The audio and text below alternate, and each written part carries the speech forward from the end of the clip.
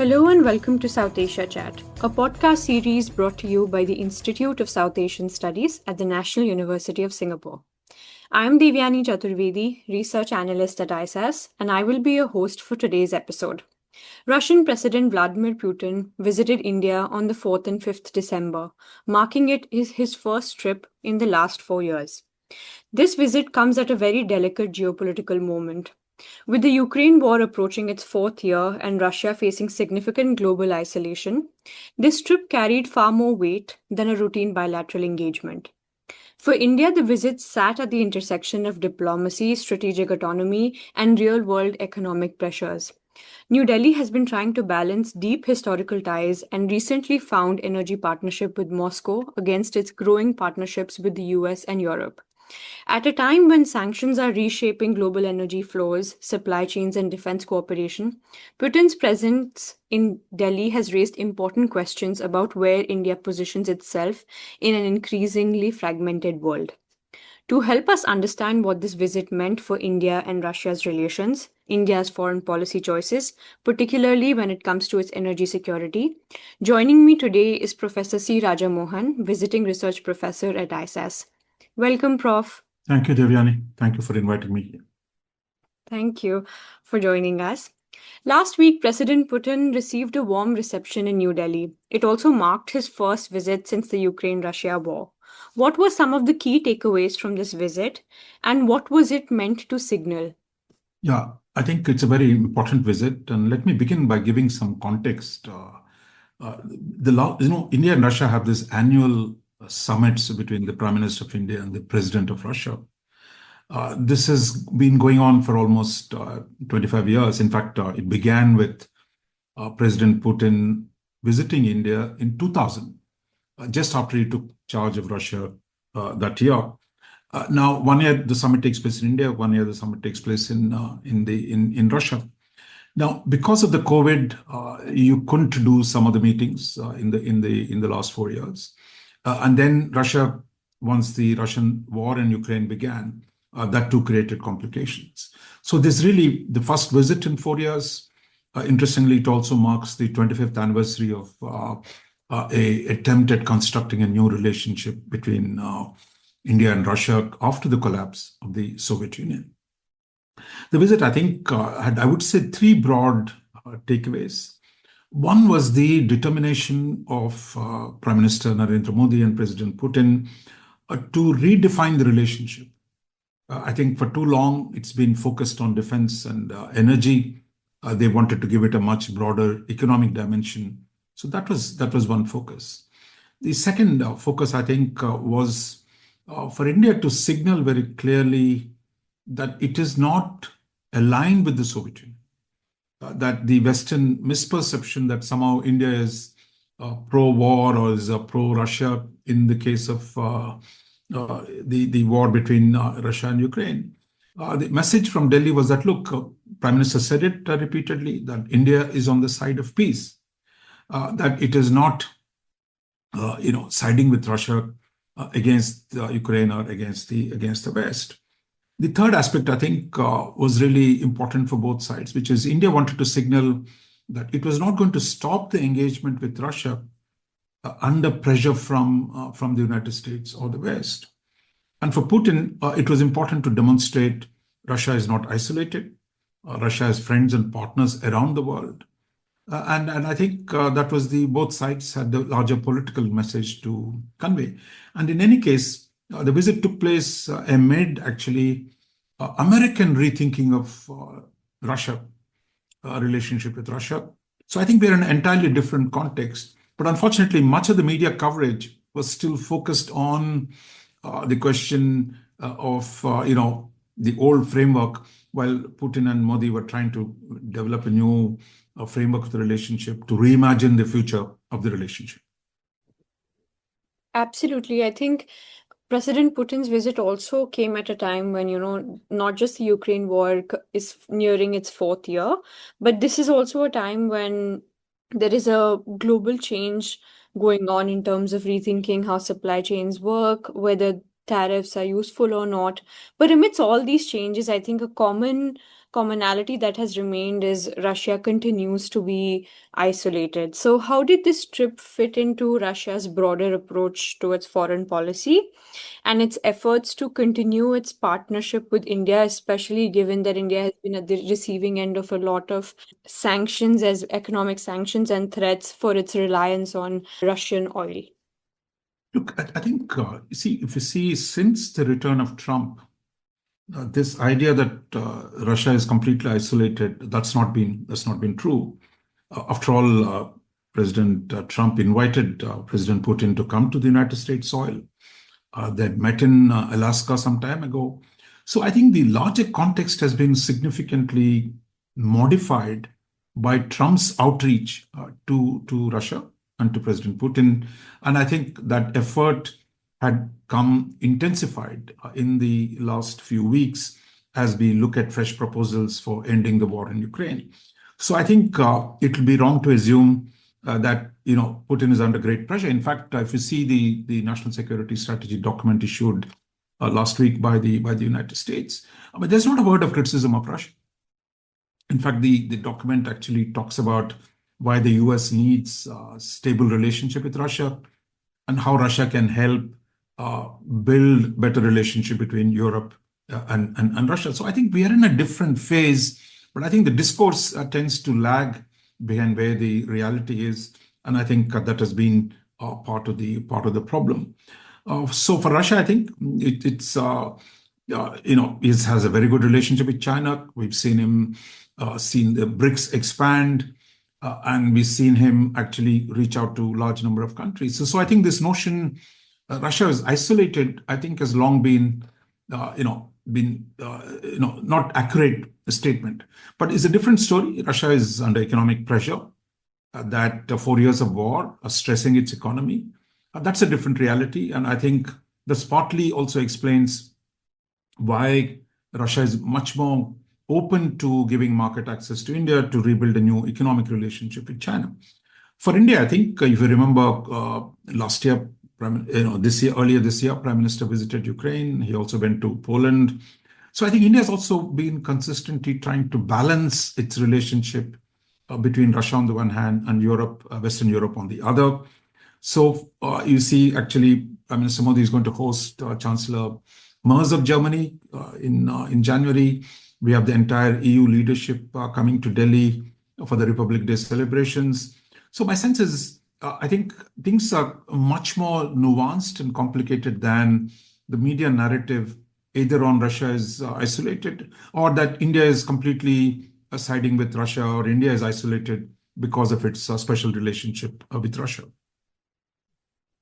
Absolutely. And I think another key question that I wanted to pose was how this visit kind of signals India's broader approach to its foreign policy.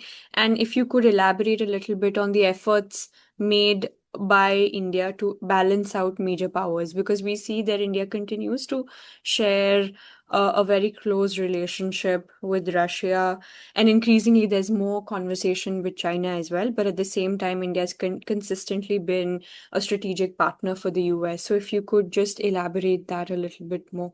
Yeah, I mean, I would say, there's no doubt that Russian invasion of Ukraine had affected India's, relationship with the US and Europe, which are really India's most important economic partners. So the India strategy of multi-alignment, which assumed that, look, India can simultaneously pursue good relations with all the countries. But unfortunately, the Russian war in Ukraine complicated that process. And I think the effort of India over the last 4 years has been to manage this complexity, one, continuing to engage Russia despite sanctions on its oil purchases, and at the same time engaging the US, the Europe, and others to reduce the misperceptions that somehow India is supporting Russian war effort in Ukraine. But I think this picture has got modified quite a bit by the fact that the US itself, it was now reaching out to Russia.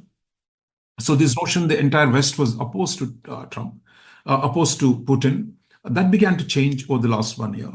But for India, that was not an immediate sense of satisfaction, because Trump had also imposed sanctions on India because of its oil purchases. And I think the irony is that he was trying to improve relationship with Russia while actually sanctioning India for India's relationship with the Russians. But I think we are in a fundamentally different situation where India, as by navigating the last 4 years carefully, and now signaling that, look, it is ready to engage with the peace proposals in Ukraine, ready to support the peace process, and actively participate in the reconstruction when an actual deal will materialize between Russia, Europe, and the United States. So I would say that India's multi-alignment was tested in the last few years, and I think India has come out of it reasonably well. As you said, its relationship with China are also improving. It's managed to hold on to the Russian relationship, and while at the same time deepening ties with Europe and the US. Of course, we have problems with the US on the trade-related issues. And I think one of the things that Delhi did was to, during the visit, not to let the focus be on big weapons deals, because many people are expecting that the visit will deliver major weapons deals, whether it is the Su-57 fighter aircraft or the S-400 missile batteries or S-500 agreement to buy S-500. But I think Indian focus was on economics, on commerce, on improving India's economic relationship with Russia, rather than on the so-called strategic side of defense and security. Right. I think we saw energy and trade cooperation being the center of conversation in President Putin's recent visit to New Delhi. A big headline was Russia's offer of uninterrupted fuel supplies as well. To what extent do you think these conversations between India and Russia would reshape their economic relationship? And what are kind of certain practical challenges that still lie beneath the headlines? I think when I think of the conversations that came about when it came to trade cooperation as well, how durable do you think this momentum is? And what factors could kind of slow or derail the partnership going forward? I know that's a lot of questions, Yeah. but maybe one by one we can discuss them. Yeah, you can keep, talk about all the issues involved here. First, I think it's important to, recognize that the one little statement that Putin made in a long statement, the reference to continued oil supplies, I mean, that's got many headlines. But I think if you saw, once the Russian oil was sanctioned, India actually reduced the purchase of sanctioned oil. While it is continuing to buy non-sanctioned oil, we've seen the overall reduction in India's oil purchases from Russia in the last few weeks and months. So I think India has been careful that it is not saying, look, we'll just buy Russian oil because of political reasons. From the beginning, Delhi has been saying the purchase of oil is determined by the market conditions, and that the Indian entities will decide on the basis of the larger situation in the market. So India wants to keep up the energy relationship with Russia, but it's not going to, walk into more sanctions by buying more sanctioned oil from Russia. Second, I think it's also important to note Russia is actually in talks with the United States of long-term energy cooperation. So I think we've been reading reports in the US press how Trump wants to access to Arctic oil. Trump wants to let American companies develop oil resources in Russia. So I think there is actually energy is likely to be a major area of cooperation between US and Russia once the peace agreement comes through. So I don't think India should worry too much that, look, this oil question has been problematic. It's created a lot of complications in the last few weeks. But I think with the peace process, the oil scenario too will change in the coming years. But I think the notable, thing on the energy front during Putin's visit was not just oil, but I think there was a reference to the nuclear energy issue. Russia has been building in Tamil Nadu, Kudankulam, Russian power reactors. Now there's talk about developing a second site for Russian reactors. There is also talk about India doing more, building constructing some of the indigenous elements some elements of the reactor indigenously. So talks have begun, but that will take some time. And I think both sides also recognize, given the climate change issues, the demand for power to sustain artificial intelligence, nuclear energy is going to be important. So therefore, both sides are actually doing more nuclear energy cooperation. But of course, if the oil market opens up, then I think we're going to see a lot more interesting things. And I think linked to the energy was also the really a decision for India would set up a joint venture in Russia to develop to produce fertilizer. India is a major importer of fertilizer, petroleum-based fertilizers, and I think this agreement will help India to make fertilizers in Russia with an Indian company owning part of that project and then exporting it to India. So that takes you to the larger question of economic relationship. And I think this is where I think the primary focus was. But unfortunately, the international media was not willing to give it too much attention. So here is the situation. While India has been importing oil from Russia in the last year or two, India's exports to Russia have been very, very limited. In fact, India just exports less than $5 billion of goods annually to Russia. So I think India was making this point. It wants more market access to Russia. It wants more exports of India to that market. And I think a lot of the discussion took place on that question, how do we reach the 100 billion target by 2030? That is just 5 years away. And here I think the focus was not just India buying oil, but India also selling goods to Russia. And I think a lot of the effort went into creating conditions for improving market access in Russia, to create better banking facilities, to use some of the Russian money that has accumulated from oil purchases in India, how that can be invested. So I would say this was really the nitty-gritty of commerce. If you read the economic roadmap that was outlined, so much of the energy went into this. And Putin was accompanied by almost 100 plus businessmen who were trying to develop contacts with the Indian side. So I think this really, much of the stuff that happened was really the non-headline grabbing, non-sexy items of facilitating commerce rather than how many S-400s India was going to buy or how many aircraft India was going to buy. But I think, unfortunately, this aspect has not been reported sufficiently. So I think it was clear that India wants more access to Russian market. Russians have promised that. They're also looking at a free trade negotiation between India and the Russia-led Eurasian Economic Union. So I would say if this current plans succeed, I think we're going to see actually significant expansion of India-Russia trade. And I think it comes at a time when India is facing difficulties with the United States. The global trade situation is bad. Therefore, if the Russian market can be developed, it will add depth to India's overall export basket. Finally, I would just want to add the agreement on Arctic. Again, there is actually India has been interested in Arctic. It's an observer to the Arctic Council, but I think Russia, which has a significant coastline of Arctic, today I think is going to collaborate closely with India to develop India's skills in operating in the polar regions. So you're going to see oil-related, polar research-related activity. Also linked is the larger question of this has not got sufficient attention, which is really export of Indian labor to Russia. We all know Russia is, demographic profile is weakening. India has still significant talent.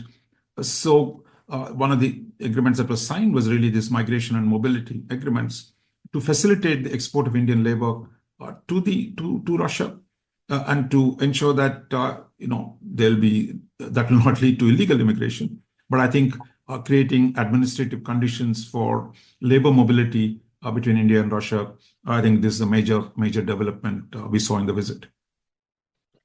Absolutely. Actually, that was going to be my subsequent question, because to make the 2030 goal of trade between the two economies, one of the key motivations and agreements as part of it was the labor mobility agreement.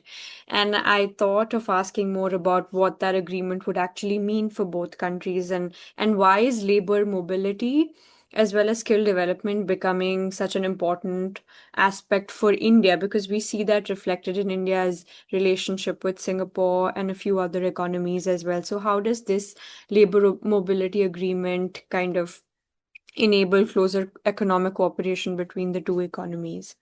I think it's a much broader phenomenon. I mean, I think India has signed about migration and mobility agreements with 20 countries, Yeah. including countries like Germany, including countries like Austria, a whole range of countries, which today, given the shifting demographic situation in much of the world and India's continuing demographic advantages for the next 2 decades, I think the government has taken upon itself the idea of promoting the Indian mobility across borders, and how for India must think of itself as participating in a global workplace. And I think we saw that with much of the Western countries.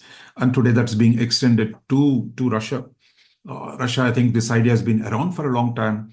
But in the last few years, here again, I think the focus was so narrowly framed between India and Russia in the past, in the last 20 odd years, just on strategic issues, on nuclear, on defense, on multipolarity, rather than doing practical things, which is what I think is the big change in the relationship that this visit defines.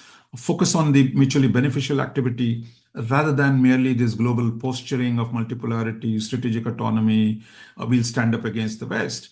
A lot of it is again become, irrelevant if Russia and US have good relations. So much of the talk about strategic autonomy, much of this talk about multipolarity, somehow we're all joining hands to fight the West. A lot of that argument also goes out of the window. So I think it was a good time to focus more clearly on practical aspects of the relationship, on the economic aspects of the relationship, and to also develop, I think one of the missing links in the relationship has been the people-to-people relationship. There is, in the old days of the Soviet Union days, I mean, there was a huge contact between Indian parties, Indian, social movements, and the Russian Communist Party and their mass organizations. But in the last 25 years, 30 odd years since the collapse of the Soviet Union, those relations have withered. And I think now the two sides are trying to ease tourist visas, facilitate labor movement, facilitate more joint research, joint development of projects. So I think for the first time, there is a focus on expanding cultural and people-to-people links to balance, to give the larger relationship a big depth and boost, which is also what we've seen happen this time. Right. I think so, in some sense, if I'm understanding correctly, one can see that President Putin's recent visit can be seen as an inflection point in India and Russia's relationship, as it marks a significant shift away from just discussions around BRICS against the West. And I think it kind of talks a lot more about looking at close economic cooperation and other areas that can be explored. So, moving forth from here, where do you see this partnership going? I think it's really, I would say, 2, 3 factors at work. One, what happens between Russia and the United States. I mean, each week we hear reports about Trump's determination to improve relationship with Russia, but the problem of Ukraine remains to be overcome. So if they do a peace deal, and I think we are talking about a fundamental change in the relationship between US and Russia. Now, how much of the Europeans will follow this will also be worth watching. So in some sense, we are at a critical point in the Russia's relationship with the West. Last 4 years have been awful in terms of a confrontation, in terms of sanctions. But now, if there is a peace deal and Trump is talking about transforming relationship with Russia, we are in a completely different place. So I think on this set of issues, I think India is positioning itself on the side of peace and is wanting to be helpful in whatever form it can to ensure that the post-war reconstruction takes place. The second aspect, I think, is really the science technology part. I think that's the long-term future. In the last few years, I think there's not been much going on between India and Russia, but now this visit also frames joint research, joint development, joint technological projects, because Russia is still a major power in sciences and technologies, but I think that has not been the focus for the last few years. But I would say the science and technology focus also comes into play. The third aspect, I think, is really what I would say of taking an approach to global order and regional situation away from the focus of the last 30 years, narrowly focused on, on countering Western dominance, to actually creating, if US and Russia get along well, and if Russia and China getting along well, we'll have to get used to a fundamentally different architecture globally. And I think that's where the initial conversations have taken place between Modi and Putin. And my sense is Russia at peace with the West will be of great value for India, because then India doesn't have to look over its shoulder in doing more things with Russia. So I think this is really, if Russia and Europe also reconcile, we are in a fundamentally a more positive situation as far as India is concerned. I don't think anyone is expecting in India that Russia will be separated from China, but I think that's a reality we have to deal with. But the question for us is how much India can do on bilaterally itself, and how much can India take advantage of Russia's reintegration with the Western world. Thank you so much, Prof. Mohan. I think you've given us a lot to think about, and also a new lens with which one can view the India-Russia partnership. Thank you so much for joining us today. Thank you. It's a pleasure. You were listening to South Asia Chat. To learn more about our work, please visit us at isas.nus.edu.sg. You can also get updates from our social media platforms. We are on Facebook, Instagram, LinkedIn, and X.